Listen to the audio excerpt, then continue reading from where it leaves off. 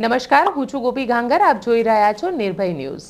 2024ની ચૂંટણી કઈ રીતે અલગ છે? કારણ કે 26માંથી 26 સીટ ભારતીય જનતા પાર્ટીએ 2014માં પણ મેળવી હતી અને 2019ની લોકસભામાં પણ મેળવી હતી. પરંતુ 24ની ચૂંટણી આ વખતે કઈ રીતે અલગ છે, એ જ વિષય પર આપણી સાથે વાતચીત કરવા માટે અત્યારે જોડાઈ ગયા છે વરિષ્ઠ પત્રકાર જનક પુરોહિત સર. લાંબા સમય સુધી તેઓ ગુજરાત સમાચાર સાથે કનેક્ટેડ હતા અને પોલિટિકલ રિપોર્ટિંગ કરતા હતા. અમે એમને જોઈને શીખતા હતા. સર, મારો સવાલ પહેલો સવાલ એ છે કે 19થી આ 24નું ચૂંટણી તમને કેટલી અલગ લાગે છે? 2019થી 2024માં કોંગ્રેસ સૌથી નબળી થઈ છે અને મોદી અને ભાજપ સૌથી વધારે સબળ થયા છે. એટલે 2019 કરતાં 2024ની ચૂંટણીમાં ભાજપને જીતવું થોડું આસાન બન્યું છે અને કોંગ્રેસને એની સીટો જાળવવી થોડી અઘરી બની છે. આ 2014માં નરેન્દ્ર મોદીએ અગાઉથી જ આયોજન કર્યું હતું, એટલે ત્યારે આખી જે માહોલ હતો, પછી 5 વર્ષ એની કામગીરી ચાલી. એની કામગીરીમાંથી લોકોને પ્રભાવિત કર્યા અને એ રીતે 2019ની ચૂંટણીમાં વધારે સીટો લાવ્યા. અને 2019થી 24માં નરેન્દ્ર મોદીની રાષ્ટ્રીય કક્ષાએ અને વિશ્વ કક્ષાએ જે એની દોટ છે, હોડ છે, એમાં એ જે સફળતાપૂર્વક આગળ વધી શક્યા છે, એને કારણે એક દેશમાં અને વિદેશમાં નરેન્દ્ર મોદીની હાઇટ વધારે મોટી થઈ છે.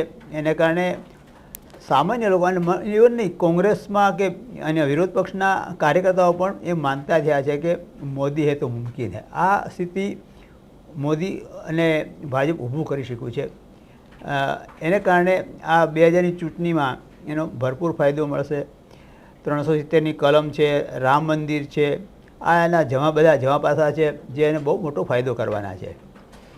એની સામે કોંગ્રેસમાં જે અને વિરોધ પક્ષોમાં જે અત્યારે પેલા ઇન્ડિયા ગઠબંધન કર્યું, એમાં જે બધા એકબીજા સામે સીટોની વહેંચણી, આ બધામાં હું તો અલગ લડીશ ને જે ચાલ્યું, હવે અત્યારે થોડા પ્રયત્નો કરીને એ સીટોની વહેંચણીમાં આપણે પ્રયત્નો કરે છે, પણ એમાં બધા પક્ષો સાથે નથી. એમાં આ સ્થિતિમાં ભાજપને કોઈ મોટું નુકસાન કરી શકે હું જોતો નથી. તમે કહી રહ્યા છો કે ભાજપને મોટું નુકસાન નહીં થઈ શકે, પરંતુ ભારતીય જનતા પાર્ટીએ ટાર્ગેટ જે રાખ્યો એ 400+ રાખ્યો. હવે આ 400+ ટાર્ગેટ તમને લાગે છે કે શક્ય છે કે પછી એક અપર એન્ડ ટાર્ગેટ બનાવી દેવો અને એ ટાર્ગેટ પછી પૂરો કરવો? નહીં, આપણે ગુજરાતમાં જોઈએ છીએ કે દર વખતે આપણે ટાર્ગેટ આપે છે એટલે એની નજીક પહોંચે. એટલે 370 ભાજપની સીટોનો ટાર્ગેટ છે અને 400 એ ગઠબંધનનો ઇન્ડિયા ગઠબંધનનો ટાર્ગેટ છે. એટલે ભાજપ કઈ 370 ગઠબંધન સાથે પહોંચે તો પણ એની એચિવમેન્ટ ગણાશે. એ 400+નું કે ત્યારે એ 350ની ઉપર જઈ શકે. એ ગણિત બધા એને તો ખબર જ હશે કે ભાજપ પાસે નેટવર્ક એટલું મોટું છે કે એક સીટનું એક નક્કી કરી શકે કે આ સીટ આપણે મેળવી શકશું કે આ નહીં મેળવી શકાય. આમાં 50-50 છે કે 55-45% છે. એ લોકો અગાઉથી એનું 6 મહિના પહેલાં દરેક સીટોનું એનું આંકલન હોય છે. એના આધારે એ સીટો કેટલી આવશે એનું એ નક્કી કરી શકતા હોય છે. સર, પણ એક સવાલ એ થઈ રહ્યો છે કે નરેન્દ્ર ભાઈનો ચહેરો છે અને રામ મંદિરની પણ આ વખતે રામ મંદિર પણ બની ગયું છે, તો 26 સીટો તો આ ગુજરાતની અંદર જો વાત કરું તો 26 સીટો લાવવાનો દાવો તો થઈ જ રહ્યો છે.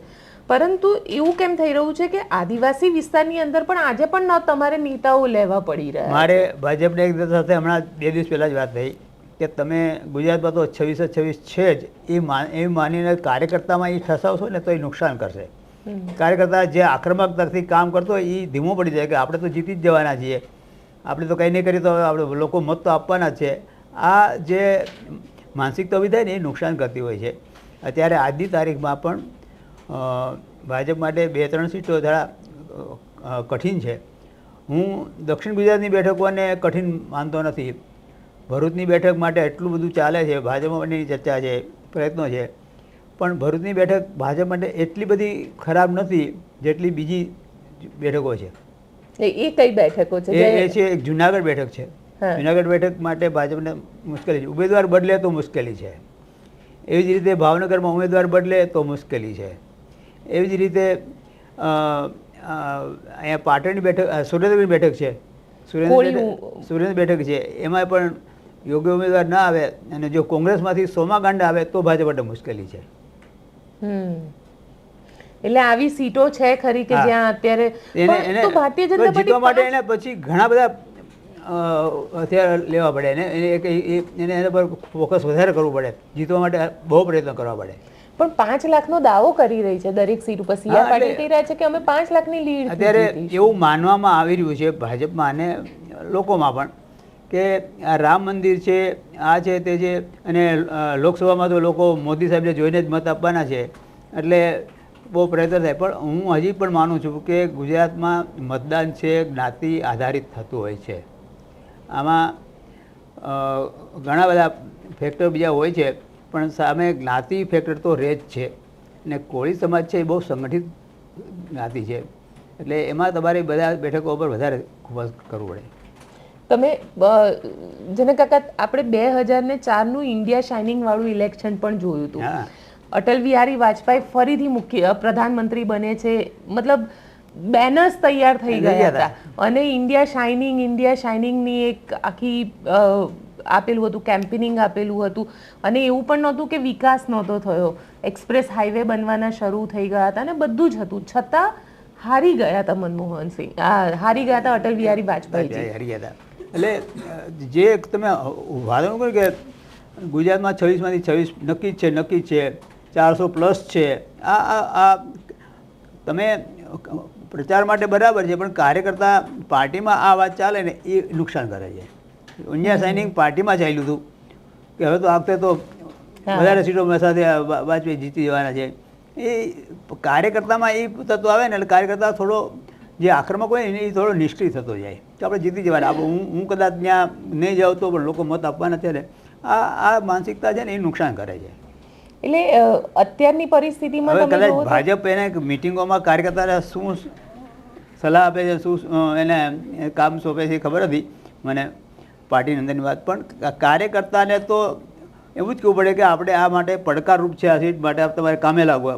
એટલે પડકાર હશે તો જ કાર્યકર્તા આક્રમકતાથી કામ કરે છે, પડકાર ન હોય તો કાર્યકર્તા કામ નથી કરતા. તમને એવું લાગી રહ્યું છે કારણ કે જે રીતે કોંગ્રેસના નેતાઓ ભાજપમાં જઈ રહ્યા છે, આ ભાજપનું કોંગ્રેસીકરણ થઈ રહ્યું છે? જો તમે એક વાત સમજો કે ભાજપને આ બધા નેતાઓની જરૂર નથી. ભાજપનું લક્ષ્ય છે કોંગ્રેસ મુક્ત ભારત, કોંગ્રેસની તાકાત તોડી નાખવાની. કોંગ્રેસની તાકાત તોડી નાખવા માટે જ આ બધાને લે છે. તમે ઘણા બધા આપણે ઉદાહરણ છે કે એ કોંગ્રેસમાં આવી ગયા પછી એકાદ સીટ એને લડવા આપે, એ જીતી જાય તો બરાબર છે, ને હારી જાય તો પછી બાજુમાં. કોંગ્રેસની તાકાત ઘટાડી દેવાની આ ભાજપનો વ્યૂ છે, એ કોંગ્રેસની તાકાત તોડવાનો છે. એનાથી ભાજપને ફાયદો થાય કે ના થાય, કોંગ્રેસને નુકસાન થાય છે. કોંગ્રેસને નુકસાન કરવું ને એને કોંગ્રેસ મુક્ત ભારત કરવું છે એટલામાં, જો એને વિરોધ પક્ષ મુક્ત ભારત નથી કરવું, કોંગ્રેસ મુક્ત ભારત કરવું છે. એટલે એને પરિવારવાદ જે છે એ પૂરું કરવું છે. એટલા માટે જ એ કોંગ્રેસના લોકો પર વખતે ફોકસ કરે છે. એટલે કોંગ્રેસને એની નેતાઓને લાવીને એનો થોડો ઉપયોગ થાય તો કરી લેવાનો, બાકી એને બેસાડી દેવાના, પણ કોંગ્રેસની તાકાત ઘટી જાય. તો એનાથી તમને નથી લાગતું કે લાંબા ગાળે ભાજપને નુકસાન થશે? કારણ કે ભાજપના જે સંગઠનના લોકો છે, જે લોકોએ એકચ્યુઅલ જનસંઘથી જે લોકો આવ્યા છે, કે જે લોકોએ ખરેખર RSSથી ભારતીય જનતા પાર્ટીમાં આવ્યા છે, એવા લોકોને તો પછી આમાં કશું મળી જ નથી રહ્યું. એ લોકો ડિસઅપોઇન્ટ થઈ રહ્યા છે. જો હું તો જૂના ઘણા બધા લોકોના સંપર્કમાં હોઉં છું, જેને કામ કરવું છે ને એ કામ કરે છે. પણ જે એમ કે હું તો એટલો જૂનો એટલે મને આ મળવું જોઈએ એવું માનીને જે કામ કરે બેઠા છે ઘરે, એને કોઈ બોલાવવા નહીં જાય. જે જૂના લોકો આજે પણ બધા જિલ્લામાં જૂના ઘણા લોકો આ ચાલુ પ્રવાહમાં છે ભાજપમાં, ને એનું માન પણ સન્માન પણ જળવાય છે. ભલે એને ટિકિટ ન મળે, જૂના લોકો હવે આખી પેઢી બદલાઈ ગઈ છે, હવે નવા લોકોને પણ એનો જ્યાં પાર્ટીને ઉપયોગ કરવાની જરૂર લાગે ત્યાં એનો ઉપયોગ કરે જ છે, આજે પણ કરે છે. જેને કામ કરવું છે એના માટે બંધ નથી થયું, જેને કામ નથી કરવું ને માત્ર અમે જૂના છીએ માટે અમને પૂછીને કરો એવી માનસિકતા છે, એ લોકો ઘેરે બેઠા છે. પણ તો એવું કેમ કહેવાય છે કે કોંગ્રેસના એટલા લોકો આવશે તો હું મેં કીધું ને એમ આ લોકોને કોંગ્રેસનો ઉપયોગ નથી કરવો, એની જે તાકાત છે, જે શક્તિશાળી છે એનો ઉપયોગ કરે છે. બાકી તો એને કોંગ્રેસની તાકાત ઘડી એને પછી લાવીને બેસી દીધા છે. તમે ઘણા બધા ઉદાહરણો છે કે જે કોંગ્રેસમાંથી આવ્યા ભાજપમાં અત્યારે એ ઘરે બેઠા છે. એવા ઘણા જેને કંઈ મળ્યું છે એવા તો ઘણા ગાંઠા છે. બાકી ન મળવાવાળા જ્યાં છે કોંગ્રેસમાંથી આવેલા. અને ઘણા બધાની ચર્ચા બી ચાલી રહી છે કે એઓ પાછા ઘર વાપસી કરી શકે, કોંગ્રેસમાં જઈ શકે. કોંગ્રેસની તાકાત તોડી નાખવી આ મુખ્ય ઉદ્દેશ છે. તો જનક કાકા, એક વસ્તુ એ નથી સમજાતી કે આદિવાસી વિસ્તારમાંથી નારણ રાઠવાને એ લોકોને હમણાં લીધા, સૌરાષ્ટ્રમાંથી બહુ બધા લોકોને લીધા, પણ દક્ષિણ ગુજરાતનો એવો કોઈ મોટો ઠોસ ચહેરો જેને કહી શકાય કોંગ્રેસનો, એવો કોઈ ચહેરો કેમ ભારતીય જનતા પાર્ટી નથી લેવા માંગતી? કારણ કે CR પાટીલ દક્ષિણ ગુજરાતથી આવે છે અને CR પાટીલને એવું લાગે છે કે મારાથી મોટો ચહેરો ના હોવો જોઈએ. કે મોટો ચહેરો હવે કોંગ્રેસમાં પણ ન્યાય પણ નથી રહ્યો. અનંત પટેલ છે. અનંત પટેલ એક સીટ પૂરતા છે. આખા એને એના પર હુમલો થયો અને એને એનો લાભ લીધો એટલે એની સીટ સરળ થઈ ગઈ. પણ એ દક્ષિણ ગુજરાતનો ચહેરો નથી બની શક્યા આનંદ પટેલ. આનંદ પટેલ પોતાના વિસ્તાર માટે એ હીરો થઈ ગયા, આજે પણ છે, એનું કામ ચાલે છે, પણ એ દક્ષિણ ગુજરાતના નેતા નથી બની શક્યા. પણ તમને લાગે છે કે આદિવાસી જે વોટ બેંક ટ્રેડિશનલી કોંગ્રેસમાંથી કેટલા બધા ધારાસભ્યો ભાજપમાં આવી ગયા? આદિવાસીમાં જે એક ધારાસભ્ય આવે એટલે એક લોકસભામાં 7 વિધાનસભા આવે છે, એમાંથી 3 કે 4 તો કોંગ્રેસના આવી ગયેલા હોય છે. તો એ તો તમને સીધો ફાયદો જ છે. જે નડતા હતા, મેં કીધું કોંગ્રેસની તાકાત ઘટાડી દેવાની. હવે એ ત્યાં કોંગ્રેસ આ બે નેતા ત્યાંથી આવી જાય એટલે એને એ તાકાત ઘટી ગઈ છે. એને વર્ષો સુધી કોંગ્રેસના ધારાસભ્ય રહ્યા હોય એ ભાજપમાં આવી જાય એટલે બીજો ચહેરો ત્યાં કોંગ્રેસ એટલો ઊભો ન કરી શકે ત્યાં તાત્કાલિક. ચૈતર વસાવા હોય, અનંત પટેલ ઉપર વિધાનસભામાં હુમલો થયો તો ચૈતર વસાવાને જેલમાં નાખવામાં આવ્યા. તમે શું માનો છો આખી વસ્તુને? હું એવું માનું છું કે એને કારણે એને વધારે પ્રસિદ્ધિ મળે છે, વધારે મોટા થાય છે. એને એની રીતે કાર્યક્રમો કરવા દીધા હોત તો ચૈતર વસાવા એટલો મોટો ના થયો હોત. પહેલાં એક સીટ પૂરતો, એની સીટ પૂરતો જે નેતા હતો, અત્યારે એ લોકસભા સીટો ઉપર પ્રવાસ કરે છે અને એ ચહેરો મીડિયાને કારણે એ ચહેરો મોટો થઈ ગયો હવે. પણ આજે પણ હું માનું છું કે ચૈતર વસાવાને જીતવા માટે માત્ર આદિવાસી મતો ઉપર એ જીતી ન શકે. એને જો મુસ્લિમ મતો ન મળે તો એ ના જીતી શકે, અને મુસ્લિમ મતો તો જ મળે કે જો અહેમદ પટેલના સંતાનો એને સપોર્ટ કરે.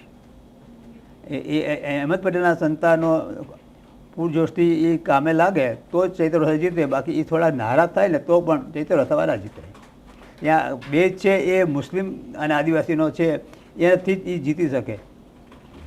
તમને એવું લાગે છે કે મુમતાઝબેનને ટિકિટ જોઈતી હતી, ફૈઝલભાઈને પણ ટિકિટ જોઈતી હતી? અને એનું બીજું એક કારણ એ છે કે અત્યાર સુધી ત્યાં કોંગ્રેસ ભલે ચૂંટણી હારતા હતા પણ બધી અહીં લડતા હતા. એને કારણે એને નગરપાલિકા, સ્થાનિક સ્વરાજ સંસ્થાઓ બધી, તાલુકા જિલ્લા પંચાયત, નગરપાલિકા, એ બધામાં થોડું એનું બેજ બનતો હતો.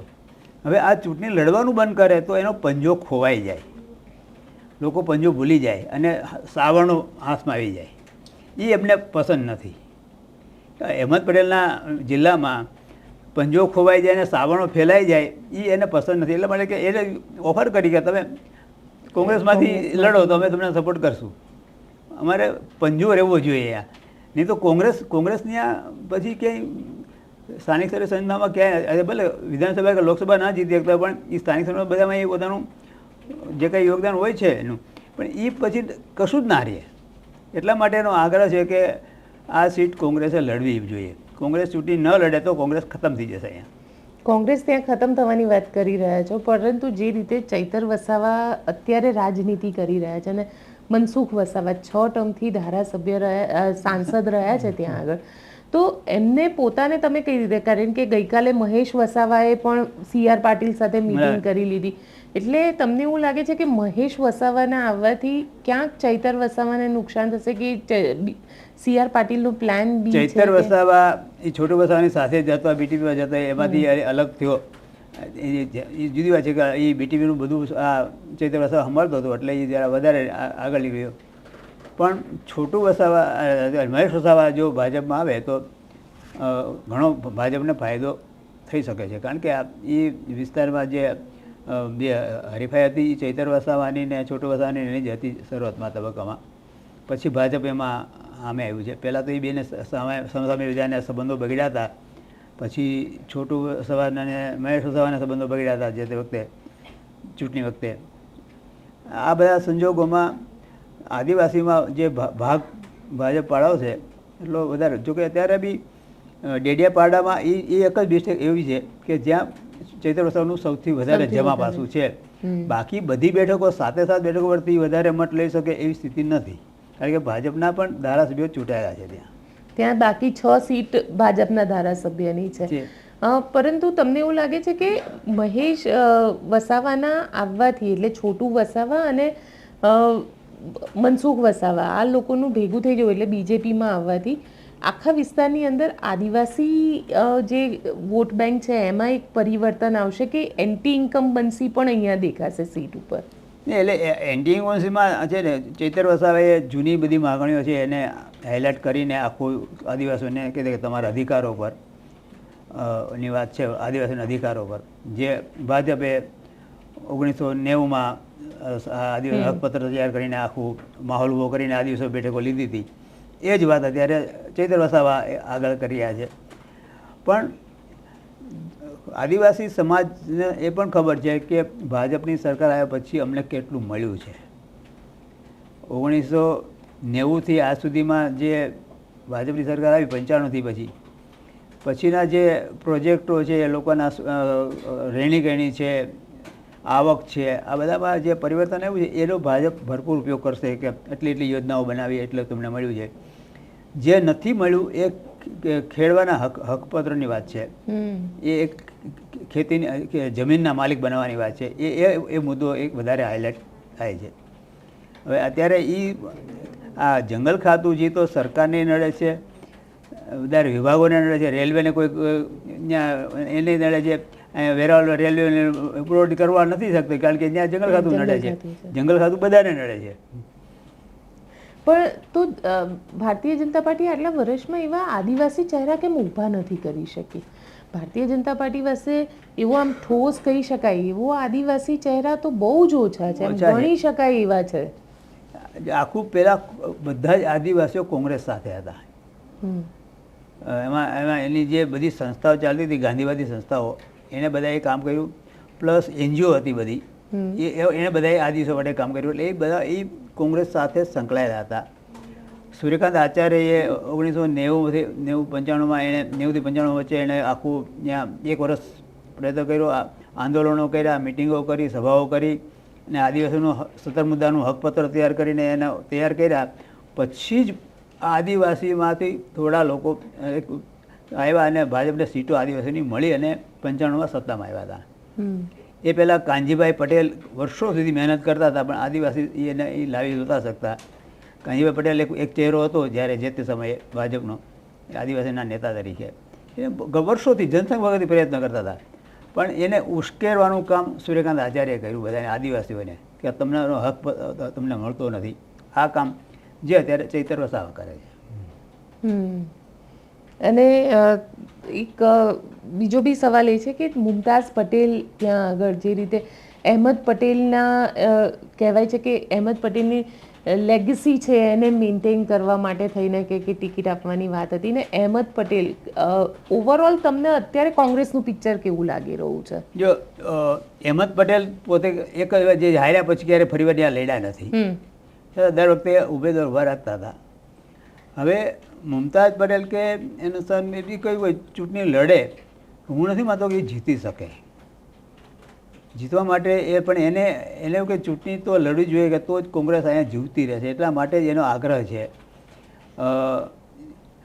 હવે વાત એવી છે કે ચૈતર વસાવા જો ચૂંટણી લડે ને એને કોંગ્રેસ આ ભાઈ બહેનને એમ કહી કે તમારે એને મદદ કરવાની જ છે તો કદાચ એ પાર્ટી ન છોડે પણ કોઈ એક મુસ્લિમ ઉમેદવાર ઊભો રહેશે અને મુસ્લિમ મતોથી ચૈતર વસાવાને જીતવા તો નહીં જ દે.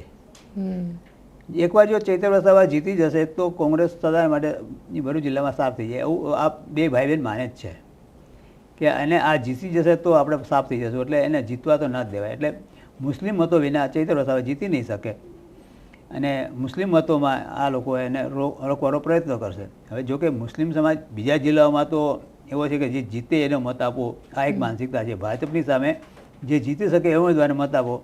હવે આ ભાઈ બહેન ત્યાં ભરૂચ જિલ્લામાં કેટલું આ કરી શકે છે કે ભાઈ ચૈત્ર વસાવાને મત ન મળવા જોઈએ, કોઈ અપક્ષને ઊભા મત કરે, એ મુસ્લિમોમાં કેટલા તૈયાર છે એ ખબર નથી, પણ આ લોકોનો પ્રયત્ન એવો રહેશે કે મુસ્લિમો મતો ચૈત્ર વસાવાને ના મળે. તમને શું લાગે છે ચૈતર વસાવાને મોટો પણ બીજેપીએ જ કર્યો છે? એ ધરપકડ કરી અને પછી એ છોડ્યા નહીં, આ જે કર્યું એને કારણે વધારે મોટો થયો. એના પર સામાન્ય કેસ કરીને જમીન પર છૂટી દેવા દીધો તરત, તો જેલમાં ના રહ્યો હોત તો એટલો મોટો ના થયો હોત. અચ્છા, જેલમાં ગયા એ જેલમાં જવાથી એને સહાનુભૂતિ મળે છે. અને ઓવરઓલ અત્યારે કોંગ્રેસ, કારણ કે કોંગ્રેસની અંદર આમ જોવા જઈએ તો વર્ષો સુધી આપે કોંગ્રેસને કવર કરી છે. એ 5 ચહેરા જે તમે જોતા હતા એ જ ચહેરા હું જોઈ રહી છું. એ સિવાય કોંગ્રેસ પર નવો ચહેરો નથી દેખાતો. કોંગ્રેસમાં જૂથો ચાલે છે, પેઢીની જેમ જૂથો ચાલે કે આ મારા માણસો. દરેક વખતે ચૂંટણી આવે એટલે આના બધાના લિસ્ટ હોય કે મારા એટલા મારા એટલા ને મારા એટલા. એમાં જેમ ભાજપમાં એકનું સીટ વાઇઝ કોણ જીતેવા છે એનો ગણિત જોવા છે, એવું બધા ગણિત જોવાતું નથી. મને યાદ છે કે મેં ગઈ ચૂંટણીમાં 17ની ચૂંટણીમાં અહેમદભાઈને મને પૂછ્યું કે આ બા શું લાગે છે. મેં કીધું તમારા શક્તિસિંહ ગોહિલની જ વાત હતી, માંડવીની બેઠક પર. મેં કીધું શક્તિસિંહ ત્યાંથી જીતી નહીં શકે, એ ત્યાં તમારી સીટ હારશે અને બીજા 3 સીટો પણ એ હરાવશે. તો અહેમદભાઈ કે પણ એમાં કોઈ અમારી પાસે વિકલ્પ નથી કે અમારે શક્તિસિંહને ટિકિટ આપવી જ પડે. એટલે આપવી પડે એટલે તમે હારે કે જીતે એને ટિકિટ તો આપવી જ પડે. આ જે માનસિકતા છે ને એના લીધે કોંગ્રેસ આગળ નથી આવતી. તમારે આને તો ટિકિટ આપવી હોય, પરેશ ધાણીને તો ટિકિટ આપવી જ પડે, અહીંયા રોહન ગુપ્તાને તો અમદાવાદ ટિકિટ આપવી જ પડે. આ આપવી જ પડે જે છે ને એ કોંગ્રેસને નડે છે. પણ એવું કોણ જીતે ઉમેદવાર છે એ નથી જોવાતું. આ રાહુલ ગાંધીનો ખાસ છે. એ કે રાહુલ ગાંધી કહેશે કે ભાઈ આના તો આપવાની છે. એટલે રાહુલ ગાંધીના ખાસમાં જેટલા ગ્રુપ એનું મળતું હતું યુવાનોનું જે તે સમયે, એ બધા અત્યારે ભલે જીત્યા નથી પણ ટિકિટ લઈ આવ્યા હતા. એ વાત સાચી. પણ તો અહીંયા નરેન્દ્ર મોદીના નજીકના હશે, અમિત શાહના ઘણા નજીકના હશે, પણ એ એને ટિકિટ માટે કોઈ નહીં કહે કે આને ટિકિટ મળશે જ. જીતેવા છે એને જ મળશે. અને હું વર્ષોથી મારો તો અભ્યાસ છે કે નરેન્દ્ર મોદી ક્યારેય ચૂંટણીમાં એ જોખમ નથી લેતા.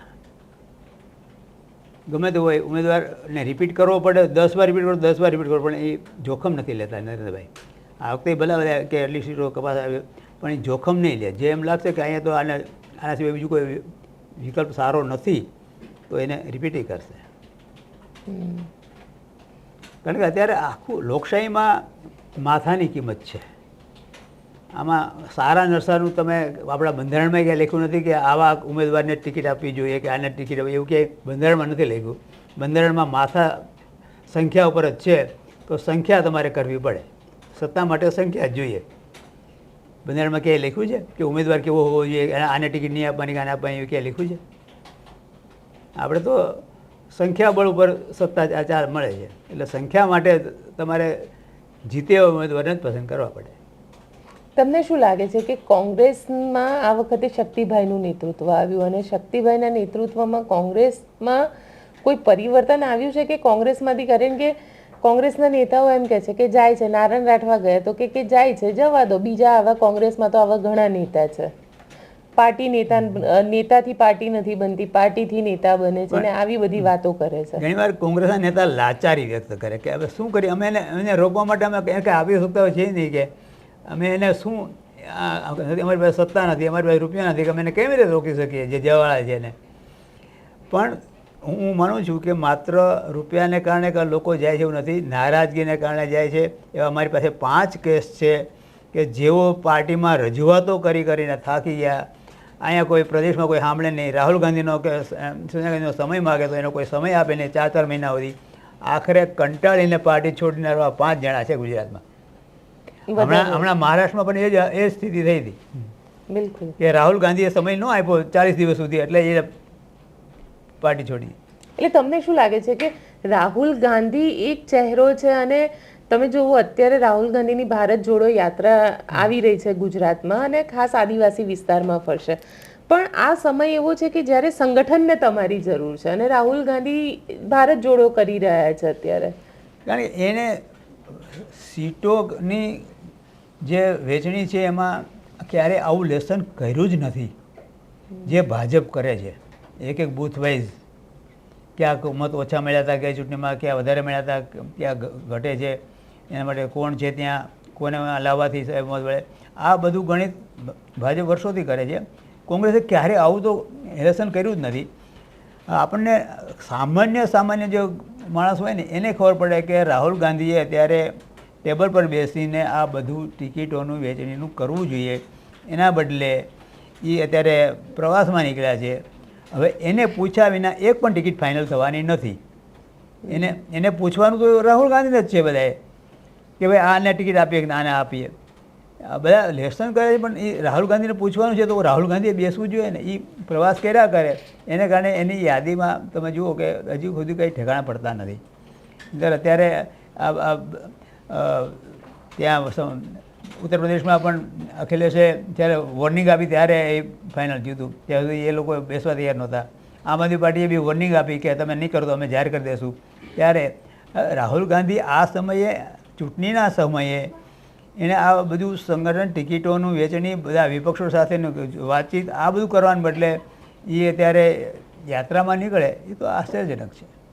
એટલે એવું લાગી રહ્યું છે કે કોંગ્રેસને એવું છે કે લોકો હારશે અને થાકશે પછી અમને વોટ આપશે. આ સાયકોલોજીમાં અહીંયા ગુજરાતમાં 27 વર્ષ કાઢી નાખ્યા કે લોકો કંટાળે છે એટલે આપણે આપવાના છે ને, પણ ભાજપ લોકોને કંટાળવા દેતા નથી. એટલે એનો કંટાળો ચૂંટણી વખતે બહાર કાઢી નાખે. કંટાળો અને કંટાળામાં એને બંટાળાથી દૂર કરી દે છે. એ કંટાળો ભૂલી જાય છે ચૂંટણી વખતે ભૂલાઈ જાય છે. પણ હવે 2024ની ચૂંટણી પછી એવું કહેવાય છે કે સંગઠનમાં બદલાવ આવશે ભારતીય જનતા પાર્ટીના, અને મુખ્યમંત્રી પણ બદલાઈ શકે છે. એ તમને શું લાગે છે? સંગઠનની મુદત પૂરી થઈ ગઈ છે એટલે સંગઠનમાં તો બદલાવ એ તો નક્કી જ છે.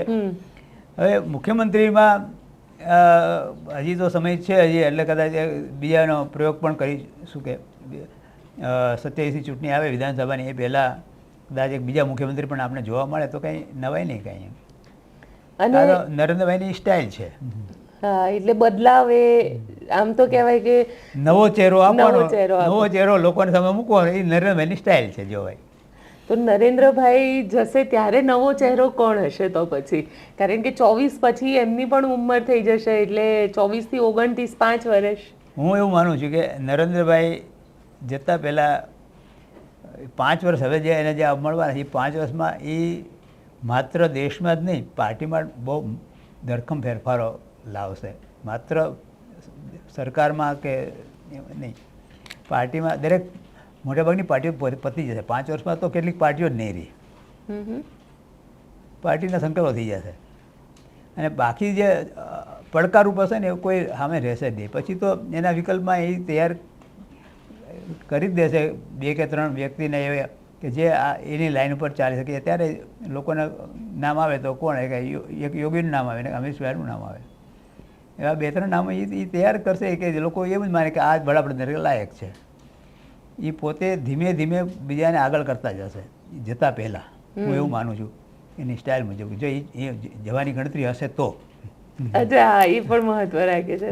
તો એ ધીમે ધીમે એ છેલ્લા એકાદ વર્ષ કે 1.5 વર્ષ બાકી છે ને ત્યારે એ કોઈને આગળ કરશે. તમને એક ચહેરો લાગે કે આવે નરેન્દ્રભાઈ આ જ ચહેરો છે, એ નરેન્દ્રભાઈ એ રીતે તૈયાર કરશે. અને પણ એવા ચહેરા કેટલા? અમિત શાહ ને યોગી આદિત્યનાથને છોડી દઈએ તો તમને લાગે છે કે એક સરપ્રાઈઝ આપવામાં બીજેપી માસ્ટર છે, એવી રીતે એવો પણ કોઈ ચહેરો આવે કે જે આ બેથી અલગ હોય? ભાજપમાં આપણે ભાજપના લોકોને ઓળખીએ, સંઘના લોકોને હજી આપણે પરિચય નથી. સંઘમાં બે ઘણા એવા ચહેરા છે જ હજી આજે પણ. જે અત્યારે એ લો પ્રોફાઇલ છે અને એ સંઘનું કામ મળે છે, આપણે એને દેશની પ્રજાને ઓળખતી નથી, પણ જેથી નરેન્દ્રભાઈ નક્કી કરશે ત્યારે એ ચહેરાને આગળ કરશે. સર, આપને શું લાગે છે કે આ વખતે 24ની ચૂંટણીમાં ભારતીય જનતા પાર્ટીએ તો 400નો ટાર્ગેટ સેટ કર્યો છે એનડીએ માટેનો, તમને શું લાગે છે કેટલી સીટ આવશે? જો 400+ છે એટલે એ એનડીએનો છે, ભાજપ પોતાની 370 સીટો માને છે, એટલે કદાચ ટાર્ગેટની બહુ ઝાઝો ફેર નથી પડતો. ભાજપનું અત્યાર સુધીનું જે ગણિત છે એમાં એ લગભગ ટાર્ગેટની નજીક હોય છે. એને બહુ મોટા ભાગના સર્વે એક સીટ વાઇઝ કર્યા હોય છે અને કઈ સીટ માં 50% છે, કોઈ 45% છે, કઈ 35% છે, એ બધી સીટો એને અલગ તારવી હોય છે. એના આધારે એ સીટનો ટાર્ગેટ નક્કી કરે છે. એમાં રાજકીય સમીક્ષાઓ બધી જે પરિવર્તનો જે કાંઈ છે, વિપક્ષ છે, કોઈ ઘટનાઓ છે, એ થોડા ઘણા અંશે ફેરફાર કરે તો પણ એ ટાર્ગેટની આજુબાજુ રહેતા હોય છે. એટલે ભાજપ 370 સીટ પોતાની માને તો એ 350 સુધી પહોંચે, 400+ છે તો એ 370 380 85 સુધી પહોંચે, પણ એ છે એના કરતાં તો સીટો વધારે જ જવાની છે. અત્યારે છે એના કરતાં વધી જશે. એટલે હું એવું માનું છું કે એમાં ત્રીજી ટર્મ નરેન્દ્રભાઈ છે એમાં કોઈ બેમત નથી, પણ 400+ એ નારો છે અત્યારે. તો કોંગ્રેસનું શું થશે? કોંગ્રેસમાં કેવું મુશ્કેલ છે, હજી એની ઉમેદવારોની યાદી જાહેર થાય શું પરિસ્થિતિ છે, પણ એમાં એ કાંઈ કાઠું કાઢી શકે? અચ્છા, ઇન્ડિયા ગઠબંધન કંઈ કાઠું કાઢશે? ના, તમે જુઓ કે શિવસેના છે મહારાષ્ટ્રમાં, અત્યાર સુધી ભાજપ સાથે ચૂંટણી લડતું હતું, એને જે સીટો મળતી હતી એમાં ભલે એ જીતતું નહોતું, ત્યાં કોંગ્રેસ કે એનસીપી જીતતું હતું, પણ એને મત તો 2 લાખ 3 લાખ 4 લાખ મળતા હતા. એ 2 લાખ 3 લાખ તો શિવસેનાના કાર્યકર્તા કે એના સમર્થકો છે. હવે માનો કે એ સીટ ઉપર ત્યાં કોંગ્રેસ કે એનસીપી લડે તો એ 3 લાખ મતદારો છે એ હું એનસીપીને કે કોંગ્રેસને સ્વીકારશે? હિન્દુવાદી મતદારો છે બધા, શિવસેના એટલે હિન્દુવાદી, એ ડાયવર્ટ થઈ જાય, ભાજપમાં થઈ જાય. આવા ખેલ મોટાભાગે જે એનસીપીનો કાર્યકર્તા ચૂસ થશે એ શિવસેનાને મત નહીં આપે. મુસ્લિમ એનસીપી તો મુસ્લિમ સાથે એટલે એ મતો શિવસેનાને નહીં મળે. જ્યાં સીટોની બટવારીમાં જ્યાં થશે, જ્યાં શિવસેના જીતતું હતું અને એનસીપી હારતું હતું, એ સીટ પર શિવસેના લડશે તો ત્યાં એનસીપીના મતો એને નહીં મળે. આ ગણિત થોડુંક હું એવું માનું છું કે આ જે ગઠબંધન વખતે આ બધા પ્રશ્નો સામે આવતા હોય છે કે મતદારો છે ને એ ટ્રાન્સફર નથી થતા. તમને લાગે છે કે ગુજરાતની અંદર જે ગઠબંધન થયું 2 સીટવાળું ગઠબંધન, એ 2 સીટ ઉપર મતલબ કોંગ્રેસે ને આમ આદમી પાર્ટીએ બહુ વિચારીને આ 2 સીટ લીધી? ભાવનગરની સીટ છે ને એ કોળી બેચ છે, ઉમેશ છે એ એની હાઇટ કોળી સમાજમાં સારી છે, એટલે કોંગ્રેસનું ત્યાં સંગઠન નથી, એટલે કોંગ્રેસને કાંઈ ગુમાવવાનું હતું નહીં ત્યાં. એટલે ઉમેશ જે કાંઈ કોંગ્રેસ મત જે લેવાની હતી એ ઉમેશને મળે, કારણ કે એને કોળી સમાજના મત લેવાના છે. મુસ્લિમો તો ભાજપને આપવાના નથી, જે બાકીનો જે વર્ગ છે એ મતે કોંગ્રેસના મતે એને મળવાના છે. જ્યાં બીજા રાજ્યોમાં 3-3, 4-4 પક્ષો છે ત્યાં આ પરિસ્થિતિ થશે. ગુજરાતમાં તો 2 પક્ષોનું જ ચાલે છે. બીજા રાજ્યોમાં પ્રાદેશિક પક્ષો છે, 3-3, 4-4, 5-5 પક્ષો છે, ત્યાં જ આ સમીકરણો જોડાણના છે એ બદલાશે. અને આ લાંબા સમયે લાંબા ગાળે દરેક નાની પાર્ટીને નુકસાન થાય. એનો ફાયદો ભાજપને મળે, હું એવું માનું છું. એનો ફાયદો ભાજપને કઈ રીતે મળશે? જ્યાં હિન્દુત્વ જ્યાં મતો છે એ બીજા પક્ષોમાં નહીં જાય. અચ્છા, એટલે હિન્દુત્વના વોટ બધા એક ધ્રુવીકરણ થઈ જશે. જ્યાં શિવસેના કોંગ્રેસ છે એ રીતે એનસીપી શિવસેના છે, કોંગ્રેસ એનસીપી જ્યાં જોડાણો થશે ત્યાં પ્રશ્ન થશે. સર, આપ અમારી સાથે જોડાયા, આપે આપની વાત કીધી, તેના માટે આપનો ખૂબ ખૂબ આભાર. તો આપને અમારો રિપોર્ટ કેવો લાગ્યો કોમેન્ટ બોક્સમાં ચોક્કસથી જણાવજો. અમારી ચેનલ નિર્ભય ન્યૂઝને લાઇક, શેર અને સબસ્ક્રાઇબ કરવાનું ભૂલશો નહીં.